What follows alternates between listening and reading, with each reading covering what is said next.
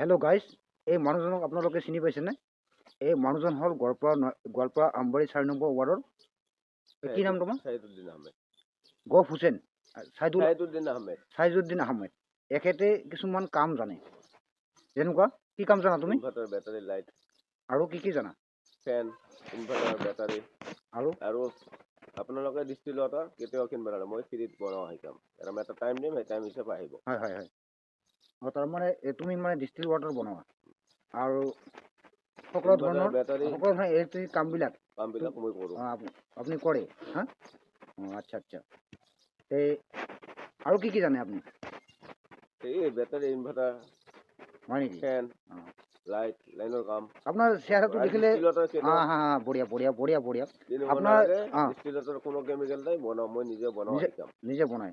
আপোনাৰ চেহাৰাটো দেখিলে এনেকুৱা লাগে যেন এজন ধুম মাতাল হেন লাগে।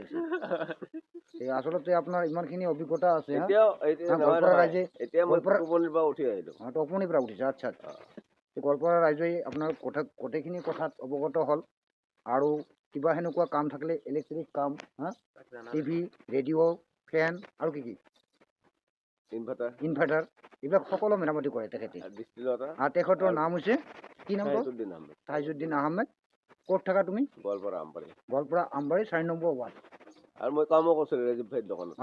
ৰেজিপ ডেনি বেটাৰী হাউচ না? দিনী বেটাৰী হাউচ। গোৱালপাৰা ডেনি বেটাৰী হাউচ ৰেজিপৰ দোকানত তেখেতে কামো কৰিছে। ভাই হয়। আপোনালোকে অলপ সহায় সহযোগিতা কৰিব, যাতে মানুহজন অলপখানি উন্নতিৰ পথত আগুৱাই যাব পাৰে। আৰু সমূহ ৰাইজলৈ মই good morning every one, all the best. Good morning.